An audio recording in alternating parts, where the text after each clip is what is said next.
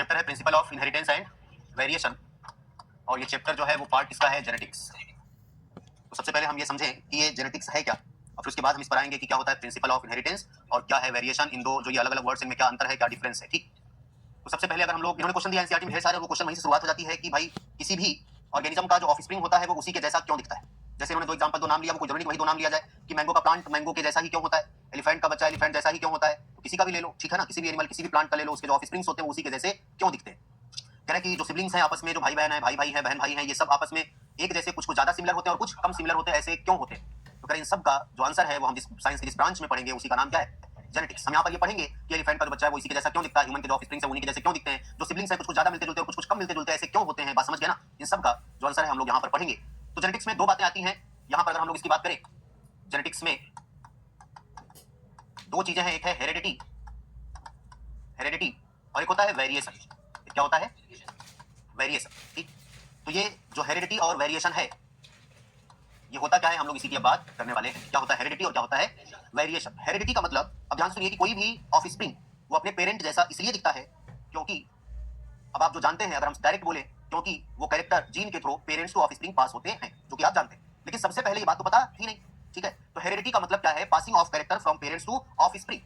और ये बात इन्होंने कहा एनसीईआरटी लिखती है, और बात सही भी है, कह रहे ये बात कहीं ना कहीं, और उसके बाद जो कैरेक्टर पास होते हैं पेरेंट्स टू ऑफस्प्रिंग, तो एग्जैक्टली कैरेक्टर पास नहीं होते, जो ऑफस्प्रिंग होते हैं वो अपने पेरेंट्स के मोर और लेस सिमिलर लिखती है, और बात सही भी है, कह रहे ये बात कहीं ना कहीं, और उसके बाद जो कैरेक्टर पास होते हैं पेरेंट्स टू ऑफस्प्रिंग, तो एग्जैक्टली कैरेक्टर पास नहीं होते, जो ऑफस्प्रिंग होते हैं वो अपने पेरेंट्स के मोर और लेस सिमिलर होते हैं। जैसे अभी बोला, कुछ सिबलिंग्स ऐसे हैं जो ज्यादा मिलते जुलते आपस में और अपने पेरेंट्स के भी हैं, और कुछ ऐसे हैं जो कि कम मिलते जुलते हैं, क्योंकि यहाँ पर हम जो बात करेंगे वो सेक्सुअल रिप्रोडक्शन की बात करेंगे। अगर आप एसेक्सुअल समझ लेंगे तो वहां पर एग्जैक्ट कॉपी होते हैं ऑफस्प्रिंग अपने पेरेंट्स के। हम यहाँ पर बार बार क्या बोले, मोर और less similar to their parents. बात समझ गए ना, मतलब हम बात कर रहे हैं सेक्सुअल रिप्रोडक्शन की, जहां पर वेरिएशन आता है, बदलाव आता है। Variation is the degree by which offspring differ from their parents, इसी को वेरिएशन बोलते हैं। किसी भी पेरेंट्स का जो ऑफस्प्रिंग, किसी भी ऑर्गेनिज्म का जो ऑफस्प्रिंग प्रोड्यूस होता है, वो ऑफस्प्रिंग अपने मां बाप से थोड़ा बहुत मिलता जुलता और थोड़ा बहुत बदला हुआ होता है। ये जो बदला हुआ होता है इसी को हम क्या बोलते हैं, वेरिएशन। क्या बोलते हैं, और ये वेरिएशन कहां पर आता है, सेक्सुअल रिप्रोडक्शन में। इन्होंने कहा कि हमारे एंसेस्टर्स भी इस बात को जानते थे, 8000 टू 1000 बीसी बिफोर क्राइस्ट, पहले भी ये लोग जानते थे कि जो वेरिएशन है वो कहीं ना कहीं छिपा है सेक्सुअल रिप्रोडक्शन में। तभी तो इन्होंने ब्रीड करा के बनाया था साहीवाल काऊ इन पंजाब, उसी का रिजल्ट है, इनको पता था तभी ब्रीडिंग कराई गई है। तो सब अगर हम ये बोले तो साहीवाल काऊ पंजाब में जो प्रोड्यूस हुई है,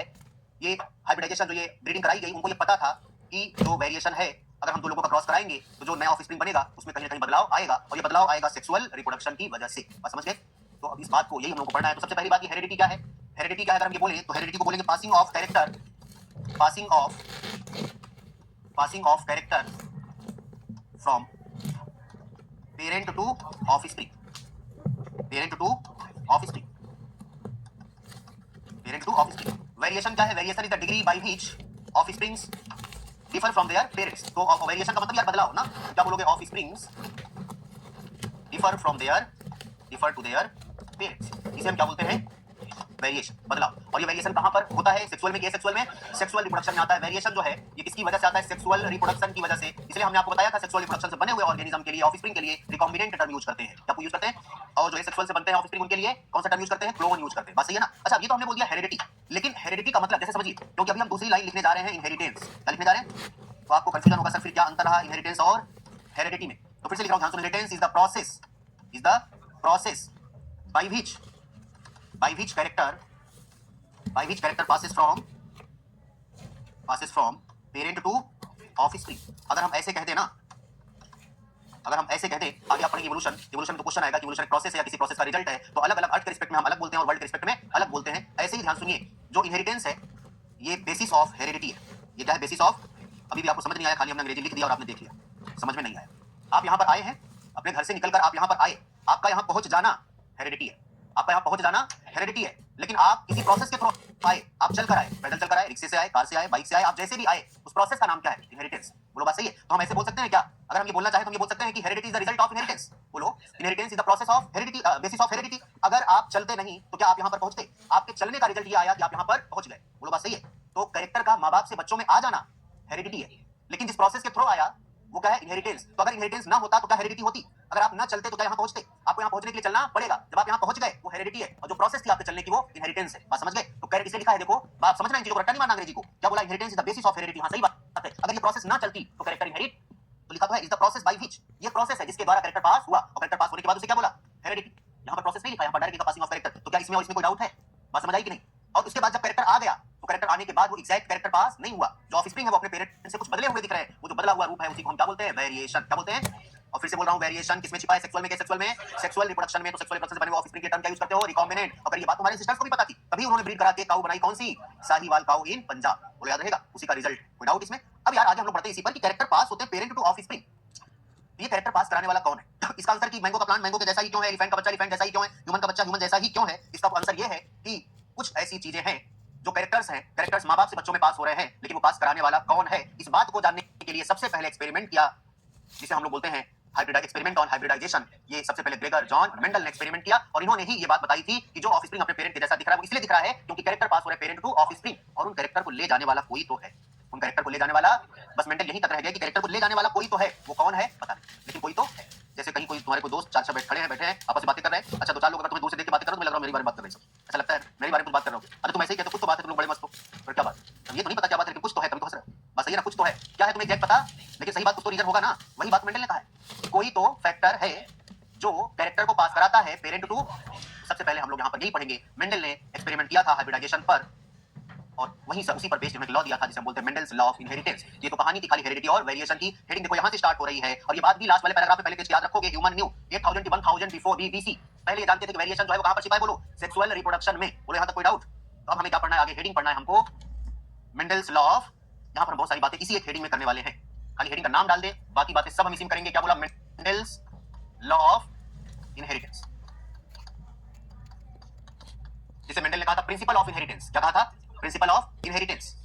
अब सुनो जरा, तो सबसे पहली बात ये कि जो कैरेक्टर पास होते हैं पेरेंट टू ऑफस्प्रिंग, ये बात बताई किसने? मेंडल। किस पर एक्सपेरिमेंट करके बताया? पी प्लांट पर। तो अब ये याद रखो, यहां से बातें शुरू हो रही है कि मेंडल ने एक्सपेरिमेंट किया पी प्लांट पर, और एक्सपेरिमेंट करके ये बताया कि कैरेक्टर्स पास होते हैं पेरेंट टू ऑफस्प्रिंग, और उन्हीं कैरेक्टर के पास होने की वजह से जो ऑफस्प्रिंग है वो अपने पेरेंट से मोर और लेस सिमिलर होते हैं, थोड़ा बहुत मिलते जुलते, थोड़ा बहुत बदले हुए होते हैं। लेकिन वो एग्जैक्ट कौन था वो उनको पता नहीं था, इसलिए उन्होंने कहा कोई तो फैक्टर है जो पेरेंट टू ऑफस्प्रिंग पास हो रहा है। इन्होंने एक्सपेरिमेंट किया था पी प्लांट पर 7 सालों तक, 1856 to 63, mid of 19th century. कब बोला मिड ऑफ? एक बातें एनसीईआरटी याद रखना है। 1856 से 1863 तो ठीक है, लेकिन ये मिड ही तो है 19th सेंचुरी का। बोलो बात सही है ना? अब ये जो 2050 हम लोग चलेंगे तो 21st सेंचुरी का मिड ही तो होगा, उसके आसपास 2000 साल पहले 2000 साल बाद। बात समझ गए? तो कह रहा है कि मिड ऑफ 19th सेंचुरी में। अब ये बात आपको याद रखनी है, मिड ऑफ, क्योंकि ये कहां से पूछेंगे क्वेश्चन कोई भरोसा, ये पूछेंगे एनसीईआरटी से, ये भरोसा है। मिड ऑफ 19th सेंचुरी, ठीक है ना?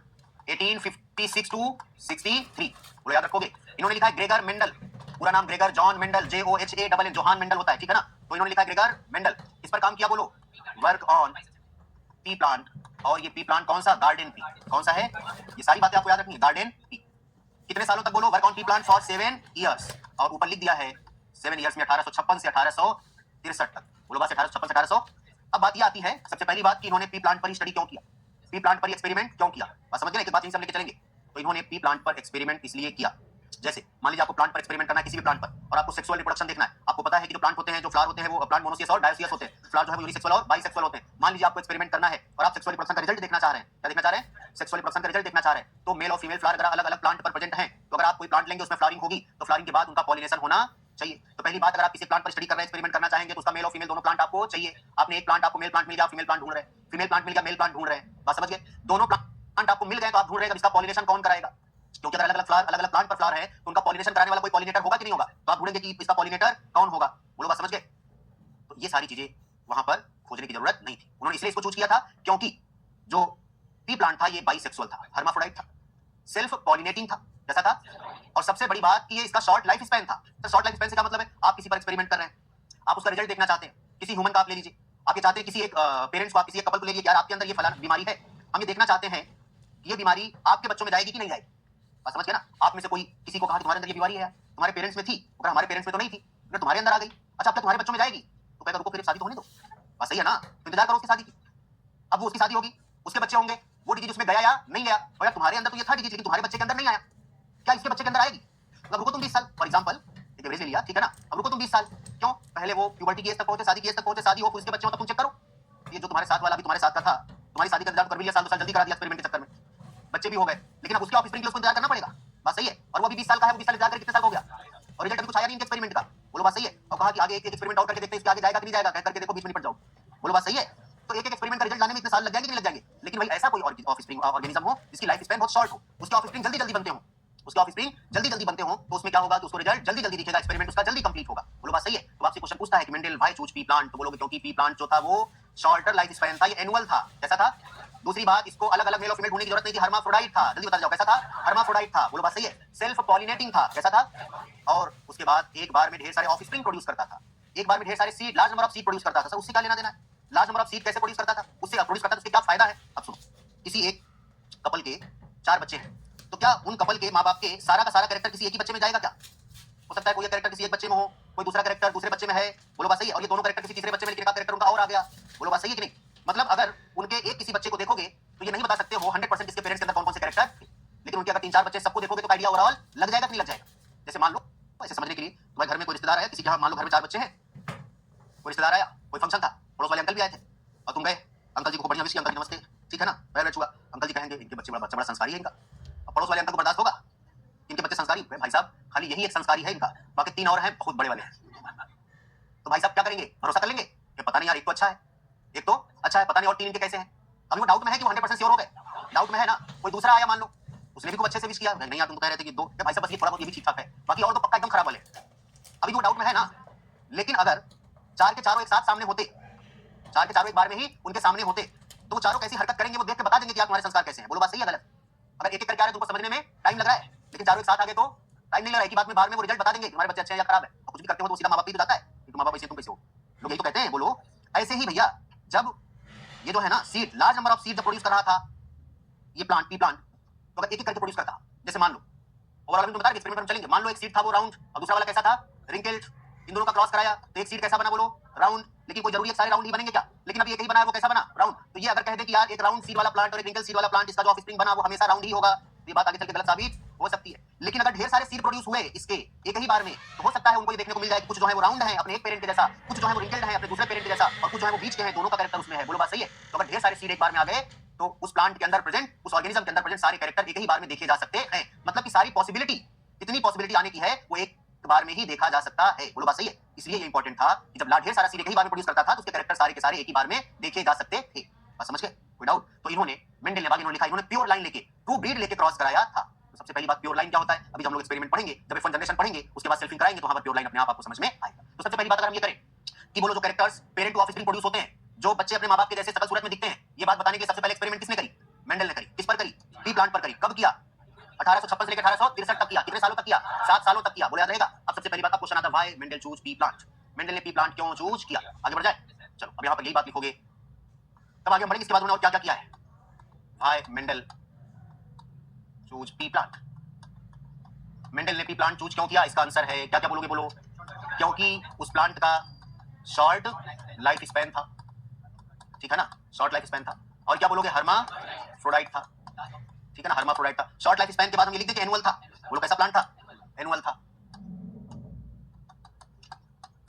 एनुअल था। हम ये बोल दें कि सेल्फ पॉलिनेटिंग था। बोलो जल्दी, सेल्फ पॉलिनेटिंग था। और ये बोल दें produce large number of seed in one time या इन वन ब्रीड। बोलो इन वन टाइम या वन ब्रीड। कोई डाउट? तो सबसे पहले तो ये बात एनसीईआरटी में डायरेक्टली नहीं लिखी है कि मेंडल ने क्यों चूज किया था पी प्लांट को, क्वेश्चन आएगा। बस समझ गए? अब चलो, इन्होंने मेंडल ने चूज किया था पी प्लांट के अंदर 7 कैरेक्टर लिए। कितने कैरेक्टर लिए? तो पहले ये जानो कि कैरेक्टर क्या होता है, और फिर 7 कैरेक्टर्स के इन्होंने 14 ट्रेट्स लिए। ट्रेट का मतलब वेराइटी, ट्रेट का मतलब हर एक कैरेक्टर के 2 ट्रेट होते हैं, हर एक कैरेक्टर के। जैसे मान लो बात करें हाइट, किसकी बात करें? तो हाइट अगर बात करेंगे तो कोई बोलेगा कैसी हाइट भैया, टॉल या ड्वार्फ। अगर हम बात करें कलर, मान लो किसी के कलर, तो बोलो कैसा कलर, फेयर या डार्क। बोलो बात सही, इसी की बात करेंगे फेयर या डार्क, ठीक है ना। तो हर एक कैरेक्टर जो, अगर हम लोग बात करें मान लो हेयर कलर, ये जो कलर है ये क्या है? कैरेक्टर है, लेकिन उसमें वो कलर फेयर है कि, मान लो ये अगर हम हेयर कलर की बात कर रहे हैं, ये ब्लैक है या ब्राउन, वो क्या हो गया? बोलो ट्रेट। हम स्किन कलर की बात करें, स्किन कलर क्या हो गया? बोलो कैरेक्टर, लेकिन फेयर है कि डार्क, ये क्या हो गया? बोलो ट्रेट हो गया। ये ट्रेट का मतलब वेराइटी, ट्रेट का मतलब। तो पहले ये तो याद रखोगे कि एक ट्रेट, एक कैरेक्टर की कितनी वैरायटी होती है। तो इस पर क्वेश्चन आता है, कई बार क्वेश्चन आता है कि मेंडल ने चूज किया था कितने कैरेक्टर?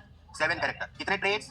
14 ट्रेट्स। बोलो याद रहेगा? अच्छा, अब इसके पहले हमको ये जानना होगा कि जीन क्या होता है, फैक्टर क्या होता है, क्योंकि जैसे ही हम तुम्हें बताएंगे कैरेक्टर और कैरेक्टर के बाद बताएंगे ट्रेट्स, तुम्हें यहाँ पर समझना होगा कि जीन क्या होता है और एलील क्या होता है। जीन क्या होता है और कुछ टर्म हम लोग पढ़े, इसको एक बार छोड़ रहे हैं, हम लोग की पूरी कहानी में इसी हेडिंग हम लोग पढ़ेंगे। अब इसको यहाँ पर छोड़ रहे, इतनी बातें याद रखोगे कि कैरेक्टर्स पास हो रहे हैं पेरेंट्स टू ऑफस्प्रिंग, ये बात, और जो ऑफस्प्रिंग है वो अपने पेरेंट्स से मोर और लेस सिमिलर है। ये बात सबसे पहले किसने बताई? मेंडल ने बताई।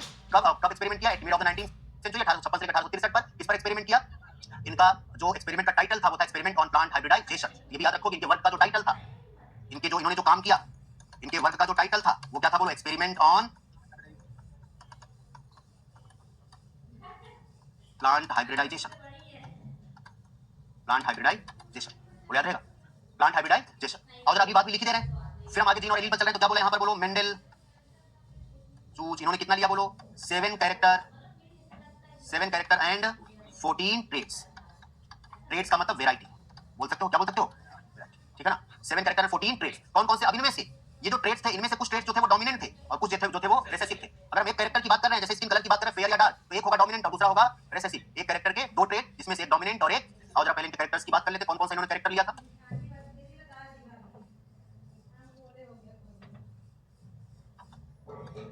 कितने कैरेक्टर बोला बोलो, 7।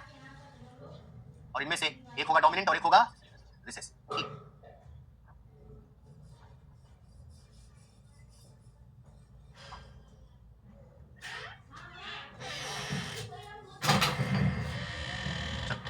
हम यहां पर लिख रहे हैं कैरेक्टर्स, क्या लिख रहे हैं बोलो, कैरेक्टर्स। और हम यहां पर लिख रहे हैं ट्रेट्स, एक को लिखा डोमिनेंट और एक क्या होगा बोलो, रिसेसिव, और एक होगा रिसेसिव। ये एक ही कैरेक्टर के दो ट्रेट हैं, एक ही कैरेक्टर के दो क्या है बोलो, ट्रेट का मतलब वेराइटी। जैसे इन्होंने पहला नंबर यहां सीरियल नंबर डाला है, पहला इन्होंने बोला क्या, स्टेम हाइट, स्टेम हाइट। दूसरा कैरेक्टर लिया फ्लावर कलर, ऊपर नीचे लिख सकते हो, कोई जरूरी नहीं, हम सीक्वेंस में वही लिखेंगे। अगला है flower position, flower position. Next है पॉड शेप और नेक्स्ट है पॉड कलर। पॉड मतलब जो फली है ना, ये तो मटर की चीनी बोलते हो, पॉड कलर। नेक्स्ट है सीड शेप, कुछ भी ले लो, ठीक है ना। और नेक्स्ट क्या है, सीड कलर। और यार इसको रटने की जरूरत नहीं, ये सब तुमने पढ़ा है, और पढ़ा है मतलब डेली देखते हो, जानते हो। अब चलो बताओ, अगर हम लोग स्टेम हाइट की बात करें तो बोलो अच्छा कौन होगा, लंबा प्लांट जिसकी हाइट ज्यादा हो या जिसकी हाइट कम हो, जिसकी हाइट, उन्होंने ऑब्लिक करके किसी का भी ड्वार्फ वाला लिख दिया है, तो टॉल और ड्वार्फ। ये टॉल वाला अच्छा है, ड्वार्फ वाला रिसेसिव है। फ्लावर कलर, फ्लावर कलर में यार व्हाइट कोई अपने आप में कलर है क्या, तो तुम कपड़ा खरीदने जाते हो, कुछ ना समझ आएगा तो व्हाइट ले लो, ब्लैक ले लो, कुछ नहीं समझ आता जब लोगों को, तो क्या करते हैं, व्हाइट या ब्लैक, बस सही है ना। तो व्हाइट अपने आप में कोई कलर नहीं है, हम लोग व्हाइट पढ़ते तो बताते हैं, हमारे रॉड और कोन बराबर बराबर स्टिमुलेट हो जाते हैं, कोई कलर दिखाई नहीं पड़ता है, इसलिए हमें क्या दिखाई पड़ता है, व्हाइट, वो कोई कलर नहीं है। तो व्हाइट क्या बोलो, डोमिनेंट होगा, रिसेसिव, रिसेसिव। इसका मतलब यहाँ पर डोमिनेंट कौन होगा, वायलेट जो कलर है ये डोमिनेंट है, और व्हाइट जो है ये। फ्लावर पोजीशन, यार तुमने इन्फ्लोरेसेंस पढ़ा था, एक इन्फ्लोरेसेंस ये पढ़ा है, एक इन्फ्लोरेसेंस ये पढ़ा है, बताओ पहले वाले इन्फ्लोरेसेंस का नाम क्या है, तुम बताओ।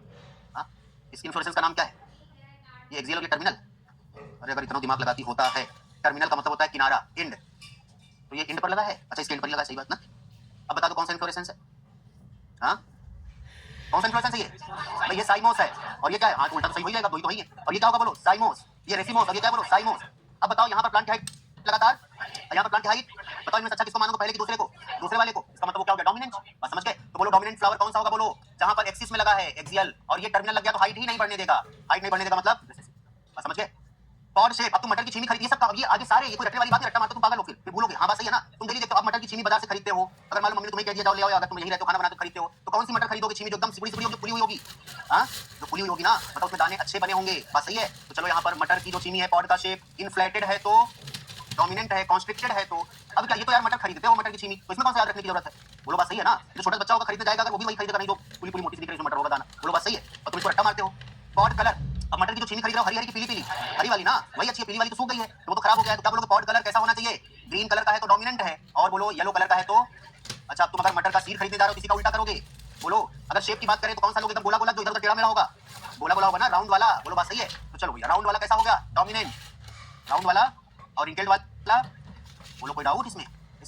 सीड कलर, अब जब तुम सीड खरीदते हो मटर का दाना, सीड, तो वो पीला वाला की ग्रीन वाला, वो मटर पनीर वाला नहीं, वो पूरे ग्रीन है, वो अलग, वो पकी हुई मटर जो तुम लाते हो सीड, वो पीला वाला लाते हो, अगर उसमें हरा है तो छोटा छोटा होगा, और वो छाट के अलग कर देते हैं, बोलो बात सही है। इसका मतलब पॉड का उल्टा है कौन, सीड कलर, यहाँ पर येलो वाला सीड कलर डोमिनेंट होगा, और ग्रीन वाला जो है वो, अब यार इसको याद करने की जरूरत है क्या, बोलो अरे याद तो आना तो चाहिए, लेकिन क्या याद करने की जरूरत पड़ेगी, बातों को काफी बात इसको थोड़ी याद करना है, इसको याद करना मतलब समझ गए, अपने आप याद रहेगा, बोलो बात सही है। चलो अब आगे बढ़ते हैं, कितनी बातें पहले याद करोगे कि मेंडल ने क्या लिया था, 7 कैरेक्टर एंड 14 ट्रेड्स। अब देखो यार एक कैरेक्टर के दो ट्रेड, तो 7 कैरेक्टर के, अब यहीं पर 7 ट्रेड 14 कैरेक्टर कर देगा, बात समझ गए ना, उल्टा भी कर सकता है, फ्लो फ्लो में देखोगे हाँ सही है, तो हमेशा क्वेश्चन ध्यान से पढ़ोगे, बात समझ गए। चलो तो ये बात तो मेंडल ने यार एक्सपेरिमेंट इस पर किया था, क्यों किया था वो आपको समझ आ गया, कब किया था, उनके काम का वर्ग का टाइटल क्या था वो आपको पता चल गया ना। अब आओ जरा चलते हैं, इन्होंने कहा देखो भैया ये जो कैरेक्टर माँ बाप के बच्चों में जा रहे हैं, ये किसी न किसी, उन्होंने क्या किया था, मेंडल को जो आप टी पढ़ते हो ना यार, मेंडल को टी का कोई आइडिया तो पढ़ते हो, कैपिटल टी स्मॉल टी, उनको इसका कोई आइडिया नहीं था। मेंडल ने क्या किया था, उन्होंने एक ऐसे ले लिया था टॉल प्लांट, और उन्होंने एक ले लिया था डॉर्फ प्लांट, यहाँ से लिया, एक से लिया पॉलन ग्रेन, दूसरे का लिया एग सेल, बस समझ गए ना, इनका क्रॉस करा दिया, तो ये कौन है बताओ, ये है पेरेंट, ये कौन है पेरेंट। इन्होंने इन दोनों का क्रॉस करा के देखा कि जो ये पहला ऑफस्प्रिंग बना, इसको बोलते हैं F1 जनरेशन, अभी हम लिखेंगे सही से, F1 जनरेशन, फिलियल 1 जनरेशन। इन्होंने देखा कि यार इससे जितने भी प्लांट बने वो सब ऐसे ही बने, वो सब ऐसे ही बने, इसको बोलते हैं F1 जनरेशन, अभी हम लिखेंगे सही से, F1 जनरेशन, फिलियल 1 जनरेशन। इन्होंने देखा कि यार इससे जितने भी प्लांट बने वो सब ऐसे ही बने, वो सब ऐसे ही बने। इन्होंने कहा इसका मतलब कि पहली जनरेशन में जो कैरेक्टर आता है वो किसी एक पेरेंट का आता है। इन्होंने कहा इसी को हम लॉ बना दे, यहीं पर दे दे, फिर मन में आया होगा लेकिन अगर आगे चल के बदल गया तो लोग बहुत गाली देंगे हमको ना, लोग ऐसे भी गाली देते हैं। सबसे पहले मैथमेटिक्स का यूज बायोलॉजी में नहीं किया, बस समझ गया ना, अभी पढ़ोगे आगे चलकर इसी में। इनका जो काम है बहुत दिनों तक वो अनपब्लिश रहा, तो उसमें 3 रीजन पढ़ेंगे। पहला एक रीजन ये भी है इन्होंने सबसे पहले बायोलॉजी में मैथमेटिक्स का यूज किया था। फिर उन्होंने कहा यार अगर हम यहीं पर बता दें कि पहली जो जनरेशन आती है किसी टॉल प्लांट का ड्वार्फ प्लांट से क्रॉस कराएंगे तो जो पहली जनरेशन आएगी वो प्लांट खाली अपने एक पेरेंट के जैसा होगा, डोमिनेंट वाले के जैसा। लेकिन कहा नहीं, यहीं तक रुकेंगे नहीं। फिर इन्होंने यहाँ पर जितने ये प्लांट आए थे, ये दोनों लोगों का कैरेक्टर इसमें था ना, सारे के सारे टॉल आए थे, इन्हीं टॉल और टॉल का क्या करा दिया, क्रॉस करा दिया। फिर इन्होंने अगली जनरेशन क्या देखी, इन्होंने देखा कि कुछ प्लांट तो टॉल आए हैं अभी भी, लेकिन कुछ ऐसे हैं जो, इन्होंने कहा कि जो कैरेक्टर दूसरे वाले पेरेंट का F1 जनरेशन में नहीं आया था वो F2 जनरेशन में आ जाता है। अब इसको हम लोग क्रॉस करके देखेंगे अभी कि जो कैरेक्टर आया, फिर भी इनको सुकून इस बात का था कि जो कैरेक्टर आया वो पेरेंट के जैसा ही आया, इन बिटवीन हाइट का कोई नहीं आया, या तो अपने इस पेरेंट के जैसा आया या तो अपने इस पेरेंट के जैसा। जो टॉल वाला आया था वो इन्हीं के जैसा टॉल था, जो ड्वार्फ वाला आया था वो इन्हीं के जैसा ड्वार्फ था। बस समझ गए। इन्होंने कहा था कुछ तो, कई बार बता चुके यार, कुछ तो है जो पास हो रहा है पेरेंट टू, लेकिन वो कौन है वो पता। तो इन्होंने उसको बोला कोई तो फैक्टर है जो रिस्पॉन्सिबल है कैरेक्टर को पास कराने के लिए। इन्होंने कहा वही फैक्टर है यूनिट ऑफ इनहेरिटेंस। अब इनहेरिटेंस पढ़ा था ना, process by which character passes from parent to, तो कह रहे उसका यूनिट क्या है, कौन पास करा रहा है, तो कहा कि वो फैक्टर है। वो कौन है, बाद में इसी बात को बताया था जॉनसन ने। किसने बताया था, जॉनसन ने कहा था कि वो फैक्टर जिसे आप फैक्टर कह रहे थे वो फैक्टर नहीं बल्कि वो जीन है। और फिर बाद में आया था बेटसन, उन्होंने कहा था कि वो जो कैरेक्टर पास हो रहे हैं, जो अलग अलग वैरायटीज आ रही हैं, किसकी वजह से आ रही हैं, ट्रेट्स या एलील की वजह से आ रही है। किसकी वजह से आ रही है, unit of inheritance, unit of inheritance मतलब कैरेक्टर। अब बोलो तुम मेंडल की बात तो खाली जान गए ना, मेंडल क्या कह रहे हैं, कोई भी कैरेक्टर जो पास हो रहा है पेरेंट टू ऑफस्प्रिंग, पास कराने वाला कौन है, फैक्टर। कोई तो उनको पता नहीं था कौन है यार, वही बोला कोई तो फैक्टर होगा, तो उनके अकॉर्डिंग वही फैक्टर था। Unit of inheritance in Mendel's word, Mendel के अकॉर्डिंग वो था फैक्टर, वो क्या था। लेकिन बाद में कौन आए थे बोलो, जॉनसन, और इनको भी बोलते जोहानसन। इन्होंने कहा था यूनिट ऑफ इनहेरिटेंस जीन है, और फिर बाद में आए थे बेटसन, इन्होंने कहा था यूनिट ऑफ इनहेरिटेंस एलील है। तो यूनिट ऑफ इनहेरिटेंस तीनों है। अब आपसे पूछेगा अलग अलग वर्ड में कि मेंडल के वर्ड में यूनिट ऑफ इनहेरिटेंस क्या है, जॉनसन के वर्ड में यूनिट ऑफ इनहेरिटेंस क्या है, बेटसन के वर्ड में यूनिट ऑफ इनहेरिटेंस क्या है, सारे ही यूनिट ऑफ इनहेरिटेंस है अलग अलग लोगों के अकॉर्डिंग। बोलो बात समझ गए। अब हम लोग आते हैं इस बात पर कि जीन होता क्या है। ठीक है, चलो आगे बढ़ जाए जीन पर। जीन जो है, तुम लिखो मत, छापे पढ़ो, जिनको लिखना लिखो जल्दी से, खाली ये पॉइंट, खाली ये 2-3 पॉइंट, बाकी सेटिंग सब लिखा है। 2-3 पॉइंट का मतलब ये भी सब लिखा है, पहले पेज पर लिखा है ये कहानी, बस समझ गए ना। खाली ये लिख देना ऐसे ही, क्योंकि इस पर क्वेश्चन आता है, ऐसे लिख के आ जाता है genetics equal to heredity plus, वहीं पर लिख देगा इनहेरिटेंस प्लस वेरिएशन। तो खाली ये लिखो, और ये वाली कहानी मेंडल ने क्यों चूज किया था पी प्लांट को। अब हम जीन पर आएंगे कि जीन जो है वो पेयर्ड होता है, जीन के तो अल्टरनेट फॉर्म को एलील बोलते हैं, जीन जो है कैरेक्टर के रिस्पांसिबल, एलील जो है वो ट्रेट्स के रिस्पांसिबल है। हम लोग यही कहानी करेंगे, देखो जल्दी से।